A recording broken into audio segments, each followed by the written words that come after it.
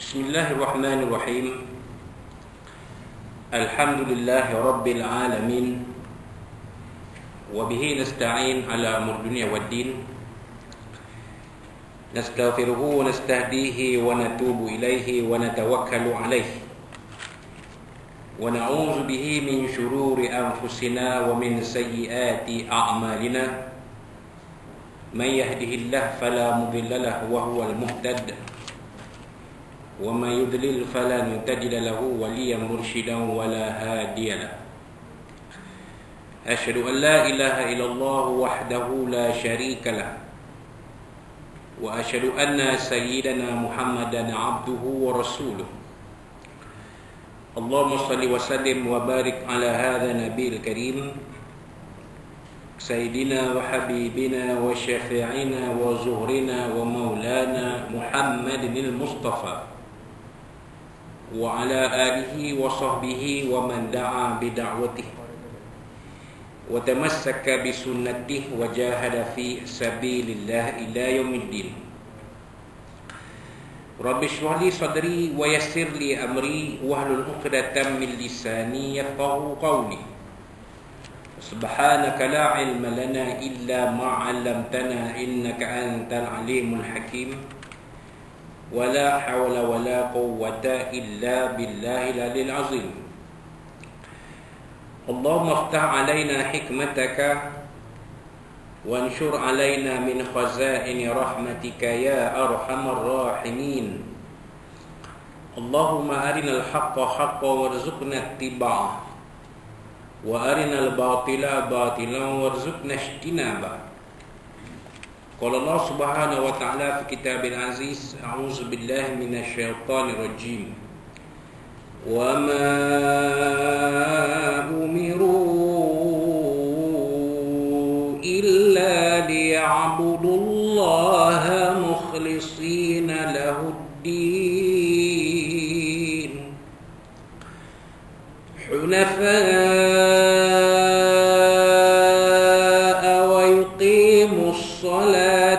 ويؤتوا الزكاة وذلك دين القيمة. صدق الله العظيم. وقال نبينا سيدنا محمد صلى الله عليه وسلم من يرد الله به خيرا يفقه في الدين أو كما قال صدق رسول الله صلى الله عليه وآله وصحبه وبارك وسلم. Tuan-tuan, puan-puan, muslimin, muslimat sekalian rahimakumullah. Assalamualaikum warahmatullahi wabarakatuh. Amma ba. Alhamdulillah, alhamdulillah, pada tengah hari ini, hari Khamis 24 Jamadul Akhir 1443 Hijriah bersamaan 27 Januari 2022, kita panjatkan setinggi puji dan syukur kepada Allah Subhanahu wa taala yang mengizinkan kita bersama-sama menunaikan solat fardu zuhur berjemaah yang dipimpin oleh tuan imam kita Al-Fadhil Ustaz Mazli Nuri bin Muri hafizahullah taala. Terima kasih diucapkan kepada Al-Fadhil Ustaz yang memimpin solat zuhur berjemaah tadi. Dan alhamdulillah sekali lagi kesempatan dikurniakan Allah SWT kepada kita untuk bersama-sama berjemaah dengan pemimpin kita yang dikasihi, yang dihormati, Datuk Pahlawan Mio Farid Al-Atrash bin Wahid, Ketua Polis Perak kita yang dikasihi. Alhamdulillah, ya, walau bagaimanapun Datuk dalam kesibukan tugas beliau tak dapat bersama kita dalam kuliah zuhur ini yang merupakan satu taman dari taman-taman syurga Allah Subhanahu wa taala. Dan harapan kita mudah-mudahan dihormati Datuk pahlawan dalam pemeliharaan Allah Subhanahu wa taala, dan diberi kekuatan untuk melaksanakan amanah yang dipertanggungjawabkan kepada beliau memimpin kita dalam pasukan Polis Raja Malaysia kontingen Perak ini, ya, serta dikurniakan kepada Yang Dihormati Datuk, ya, yang berbahagia Datin dan ahli keluarganya serta sekalian kita ini, ya, rahmat, ya, dan barakah serta keampunan dari Allah SWT, dan dijauhkan daripada segala mara bahaya, musibah, segala bala bencana, ya, segala wabak penyakit yang berbahaya, ya, terutamanya wabak COVID-19, dan dijauhkan dari segala fitnah akhir zaman ini, yang terutamanya yang terbesar, iaitu fitnah Masih Dajjal. Dan Allah SWT memelihara kita semua, insya-Allah. Jadi tuan-tuan dan puan-puan muslimin muslimat rahimakumullah, pengajian kitab Safinatun Najah yang disusun, ya, oleh Syekh Al-Alim Al-Fadil, Syekh Al-Alim Al-Fadil Salim bin Sumair Al-Hadrami rahimahullah ta'ala. Kita sampai kepada fasal yang berikutnya, fasal yang ke-43, ya, yang diberi tajuk oleh penterjemah kitab ni, sahabat lama saya Al-Fadhil Ustaz Muhammad Al-Yasa bin Berhan hafizahullah ta'ala, iaitu jenis-jenis qudwah. Qudwah di sini diartikan sebagai mengikut imam, jenis-jenis makmum, ya, keadaan makmum, ya. Tetapi bila sebut qudwah ni, dia adalah kata sifat, maka diterjemahkan mengikut imam. Apa jenis-jenis makmum yang ada?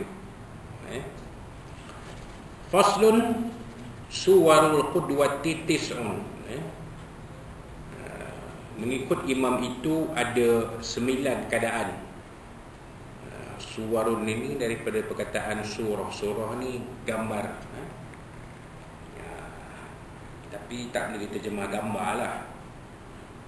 Keadaan, gambar itu selalu bila gambar kita tengok, kita nampak keadaan. Tengok gambar orang, kita akan tahu dia ni hati gembira atau hati sedih atau apa-apa emosi pada diri dia. Kita akan nampak melalui gambar. Jadi keadaan, gambar itu mencerminkan gambar keadaan sesuatu, misalnya orang ke, haiwan, tumbuh-tumbuhan, benda tak bernyawa dan sebagainya lah. Jadi mengikut keadaan, mengikut imam. Al-Qudwah itu mengikut imam. Keadaan mengikut imam itu ada 9, kata pengarang kitab ini. Ada 9 keadaan. Yang pertamanya, tasihhu fi khamsin. Keadaan dari 9 ini 5 yang sah. 5 keadaan mengikut imam yang sah pada sisi syarak, yakni kalau keadaan ini ada, maka solat jemaah itu jadi sah pada imam dan pada makmum. Imam sembahyang sah, makmum pun sembahyang sah. Itu maksud dia. Jadi keadaan sah yang pertama, keadaan mengikut imam yang sah yang pertama ialah qudwatu rajulin bi rajulin. Apa dia? Rajulun qudwatu rajulin bi rajulin.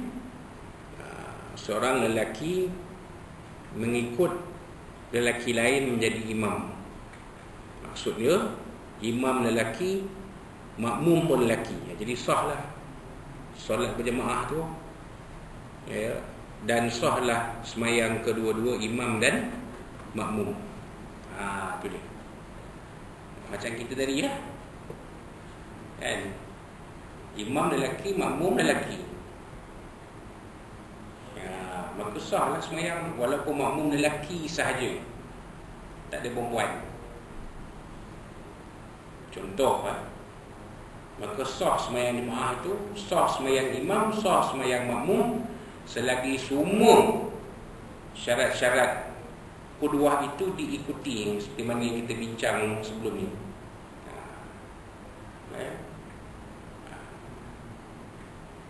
Itu yang pertama. Yang kedua, wa qudwatu imra'atin bi rajulin. Apa dia tuan-tuan? Dan mengikut imam seorang perempuan itu dengan seorang lelaki. Maknanya perempuan itu jadi makmum, imam itu jadi lelaki. Keadaan ini kita lihat isteri jadi makmum suami, ya kan, ya? Isteri jadi imam pada isteri jadi makmum pada suami, anak perempuan jadi imam pada ayah, ya. Adik perempuan jadi makmum pada abang atau adik lelaki. Maknanya perempuan tu ikut, perempuan tu makmum imam lelaki. Itu sah. Sah solat jemaah dan sah solat imam dan makmum, walaupun makmum itu perempuan. Kalau tuan-tuan masih ingat, ni lama dululah, masa saya pun sekolah lagi, waktu itu sekolah lagi. Tuan-tuan mungkin ada yang belum lahir, kalau Datuk KP kita waktu tu dia bujang, seorang pemuda yang tampan dan bergaya. Waktu itulah ada satu filem, tajuk dia 7 Biang Keladi. Ni tuan-tuan, carilah.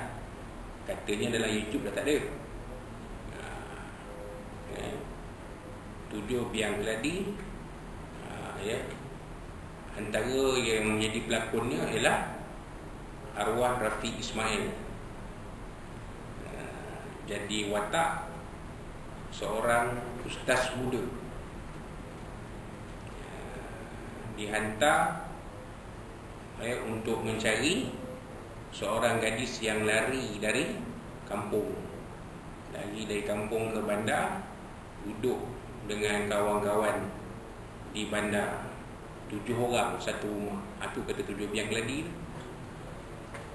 Perempuan ni semua. Jadi ustaz dipendekkan cerita, ustaz ni jumpa budak perempuan ni. Jadi mereka, budak-budak perempuan 7 orang ni duduk di bandar tu memang tak semayang lah. Hidup dalam keadaan serba moden lah. Semayang tak, apa tak. Malam jadi kupu-kupu. Pergi berseronok, bergembira. Memang tak ada penghayatan agama lah senang kita. Tak menutup aurat. Dalam cerita tu saya mesti ingat. Jadi ustaz ni cuba mendekati mereka ni 7 orang ni. Bimbing, ajar semayang, ajar wudu, ajar semayang, ajar agama ustaz. Dan dengan semisai dengan jambang ke, serban, dia jadi imam. Belakang 7 orang gadis, sekumpulan gadis. Gadis yang dicari tu tak ikut. Dia tak mau, dia tak nak ikut ustaz. Dia tahu siapa ustaz, jadi tak nak ikut ustaz. Dia kata ini semua auta, ini semua adalah pembohongan. Nak bawa balik dia ke kampung, dia tak mau balik. Tapi yang kawan-kawan ni dah mula berubah lah. Semayang jemaah pakai telekong, bersusun 6 orang. Ustaz Rafi jadi imam, makmumnya perempuan semua belakang. Sah tak semayang jemaah tu? Sah. Walaupun makmum hanya perempuan, tapi imamnya adalah lelaki. Tu cerita contoh, saya bagi contoh. Itu dia.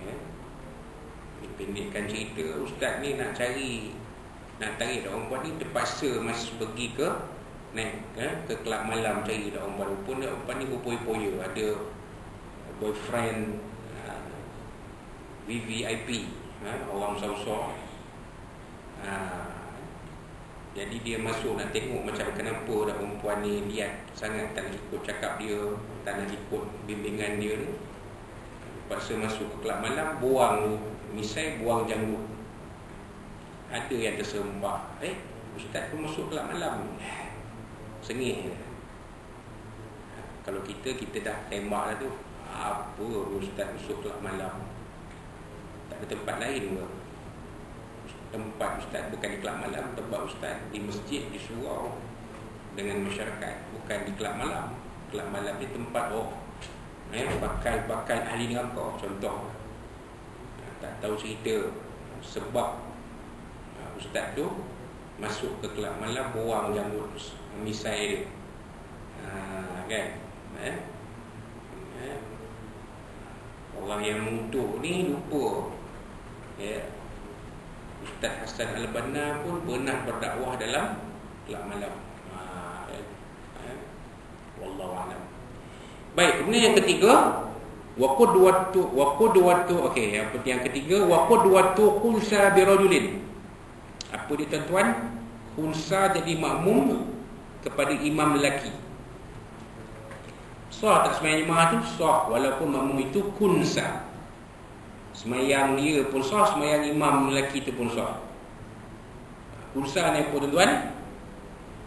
Diterangkan oleh penterjemah kitab ni, individu yang mempunyai dua jenis alat kelamin, iaitu zakar dan faraj, atau individu yang hanya mempunyai lubang kencing kemaluan dan tak mempunyai zakar atau faraj, atau lubang kencing tersebut tidak menyerupai salah satu daripadanya, itu zakar atau faraj. Ini kata penterjemah kitab ni, khunsa. Salah seorang yang dikenal pasti khunsa dalam negara kita ni, yang dikenali lah, arwah Mama Jui. Dia khunsa. Sebab tu dia pakai macam perempuan, rambut panjang. Tapi bila dia buat umrah, dia pakai ihram. Maknanya dia tahu, dia faham dia khunsa. Dia boleh pilih nak jadi apa.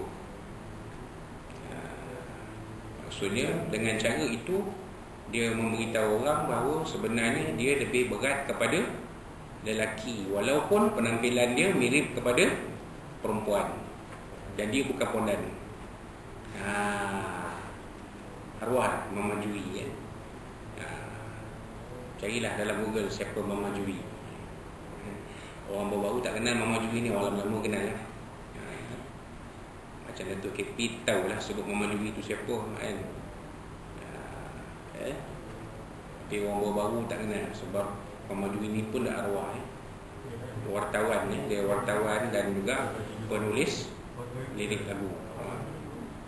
Nama dia Abdul Jalil. Nama dia lelaki, dilahirkan khunsa, tapi nama IC lelaki. Penampilan macam perempuan, rambut panjang macam perempuan, pakai macam perempuan. Jadi orang tak tahu cerita, orang kata macam pondan. Sebenarnya dia bukan pondan, dia khunsa. Bila buat umrah dia pakai ihram, tak pakai telekung. Dia pun faham soal hukum, nampak? Orang yang tak faham soal hukum dah sah-sah lelaki, tapi berani ini pakai telekung ketika mengerjakan ibadah umrah. Rupanya transgender dah. Kemudian ada hujung baru mengaku, saya sebenarnya tukar jantina. Apa tukar jantina? Apakah hukum tukar jantina? Hukumnya haram, berdosa, dan dilaknat oleh Allah Subhanahu wa taala. Sebab Nabi kata la'anallahu al-mutasyabbihin wal mutasyabbihat. Allah Taala melaknat lelaki yang menukar jantina pada perempuan dan perempuan yang menukar jantina kepada lelaki. Termasuk juga dalam hadis Nabi itu, lelaki yang berperwatakan wanita dan wanita yang berperwatakan lelaki. Sama lah tu, masuk dalam kategori tu. Apatah lagi kalau dia betul-betul menukar jantina, memang bom lah, baru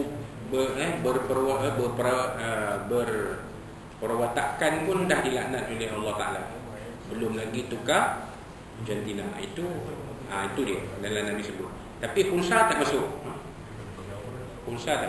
Kalau khunsa jadi makmum kepada imam lelaki, semayang dia sah. Semayang imam lelaki itu pun sah. Itu dia. Wallahu a'lam. Baik. Kemudian yang keempat, wa qudwatu imra'atin bimra'atin. Perempuan menjadi makmum kepada perempuan. Ni asrama banyak. Asrama sekolah-sekolah, sekolah di sekolah-sekolah berasrama banyak benda ni dilihat. Di surau musalla asrama perempuan. Memanglah perempuan jadi imam. Takkan ustaz lelaki jadi imam, perempuan jadi imam, makmum perempuan semua. Sah tak sebenarnya jemaah ni? Sah. Sebab apa? Sebab perempuan, imam perempuan, makmum pun perempuan, sama-sama perempuan. Tapi kaedah dia ada berbeza sikit. Kaedah imam tu, dia bukan betul-betul depan macam kita ni, macam lelaki. Dia hanya terhadapan sedikit daripada makmum. Dan saf pertama tu pecah dua. Pecah dua saf. Sebab apa? Perempuan tu dia tak pergi 100% di hadapan, hanya setengah saja. Jadi saf pertama wanita tu pecah dua. Tu kaedah. Dia tak macam kalau kita ni memang imam duduk depan betul-betul. Kan? Itu dia tuan. Wallahu alam. Kemudian itu 5 perkara tadi.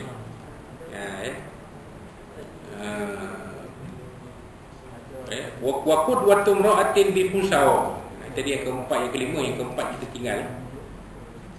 Apa dia? Perempuan jadi imam kepada kunsa. Perempuan jadi imam kepada kunsa. Imam tu kunsa, makmum perempuan. Sah tak sembahyang jemaah ni? Sah. Katalah Mama Juri jadi imam, Siti Rizal jadi makmum sembahyang jemaah. Sah tak sembahyang jemaah tu? Sah. Sah. Kerana perempuan boleh berimamkan seorang kunsa. Boleh. Jadi kunsa ni, kita bincang kunsa pun panjang sebenarnya perbahasan dia. Tapi takat tu lah yang kita boleh kongsi dalam waktu yang ada. Kalau kita bincang kan panjang ni kunsa ni. Kan? Dia ada satu bab khas untuk kunsa. Bagaimanakah kunsa ni, segi hukumnya, kan? Batal tak batal sembahyang, besar dia. Panjang perbincangan ni, tapi takat yang kita boleh kongsi tu. Jadi ada 5, 5 tadi. Kemudian waktu butilu fi arba'in, dan sembahyang jemaah itu tidak sah pada 4 keadaan. Mengikuti imam itu tidak sah pada yang ini batal pada 4 keadaan. Apa dia tuan-tuan? Yang pertama, qudwatu rajulin bimra'atin. Lelaki jadi makmum, imam perempuan jadi imam. Tu batal lah sembahyang jemaah. Ada kan seorang profesor, doktor, sembahyang jemaah, dia jadi imam, dia jadi khatib, dia jadi imam sembahyang jemaah. Makmum dia campur-campur. Ada lelaki, ada perempuan. Kan? Ada lelaki, ada perempuan, campur-campur. Tapi profesor doktor ni, perempuan ni jadi imam kat depan. Sah tak sembahyang Jumaat? Tak sah. Pasal perempuan boleh jadi imam kepada lelaki, tak boleh. Kalau berlaku maka batal, tidak sah. Wallahu a'lam. Kemudian yang kedua, wa qudwatu rajulin bi khunsa. Lelaki mengikut khunsa. Khunsa jadi imam, lelaki jadi makmum. Ini tak sah. Terbalik daripada tadi. Kalau khunsa makmum, lelaki imam, sah. Kalau lelaki makmum, khunsa imam, tidak sah. Tidak sah. Yang disebut di sini. Wa qudwatu rajulin bi khunsa. lelaki menjadi makmum kepada khunsa, itu tak boleh. Tak dibenarkan oleh syarak. Yang ketiga, wa qudwatu khunsa bimra'atin. Apa dia tuan? Khunsa menjadi imam makmum kepada perempuan. Tak sah. Ya. Khunsa jadi makmum, perempuan jadi imam, tak boleh. Itu tak boleh. Itu kalau jadi maka terbatallah sembahyang jemaah itu. Tak sah lah. Kosnya kena buat balik lah sembahyang. Kan ulang balik. Itu dia. Waktu khunsa bimra'atin. Itu yang ketiga tadi, ya. Khunsa jadi makmum, perempuan jadi imam, tak boleh. Tak boleh sama sekali. Dan yang akhir sekali, wa qudwatu khunsa bi khunsa. Khunsa jadi makmum dan khunsa juga jadi imam, maka sembahyang itu tidak sah. Sebab status kedua-duanya diragu. Nak jadi lelaki kan, jadi perempuan, tak tahu. Jadi kalau yang lelaki pun khunsa, yang perempuan khunsa, sembahyang tak sah.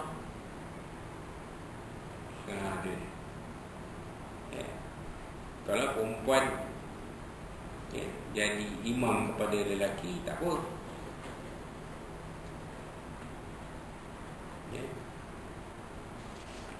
Kalau khunsa ikut imam perempuan, tak sah. Khunsa ikut khunsa pun tak sah. Yang sah khunsa ikut imam lelaki, itu sah. Khunsa ikut imam perempuan tak sah. Khunsa ikut khunsa, imam khunsa pun tak sah, batal, tak sah.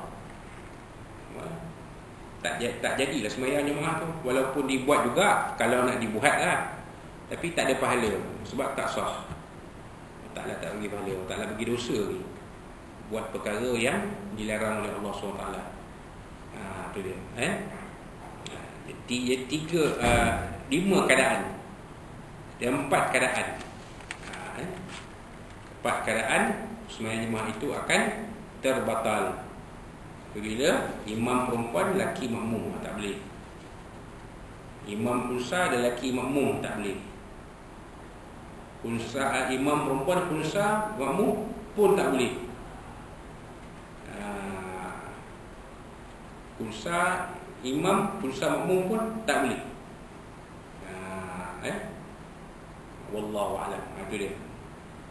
Sedikit penerangan tentang jenis-jenis ikut imam. Ikut imam ni, jenis-jenis apa kita bincang tadi.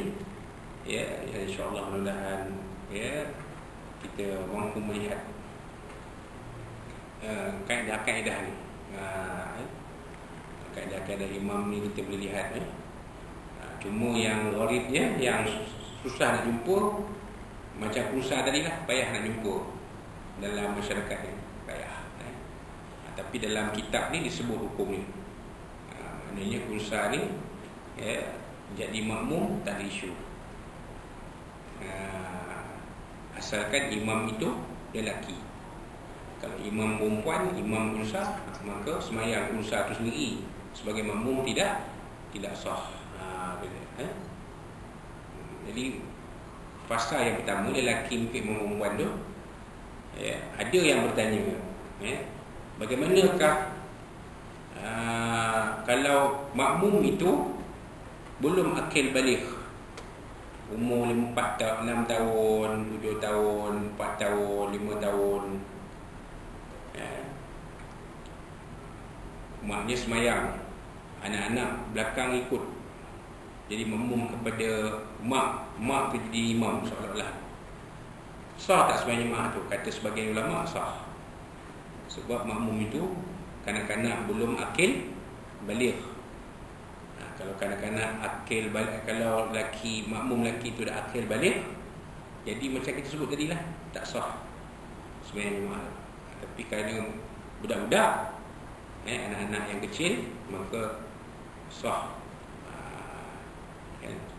Sah sembahyang jemaah tersebut. Diharuskan ibu memimpin anak-anak lelakinya sebagai imam anak-anak lelaki jadi makmum, diharuskan, dibolehkan.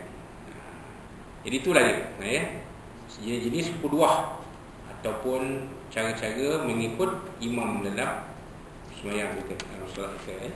InsyaAllah pada kuliah kita akan datang, kita akan sambung dengan tajuk yang baru, iaitu berkaitan dengan solat jamaah taklim. InsyaAllah kita sambung dari situ. Jadi mudah-mudahan apa yang dikongsikan ini adalah baik untuk semua, baik untuk lebih lagi Allah SWT. InsyaAllah temu kita pada kuliah akan datang. Wassalamualaikum warahmatullahi wabarakatuh. Wabillahi taufiq. Wassalamualaikum warahmatullahi wabarakatuh.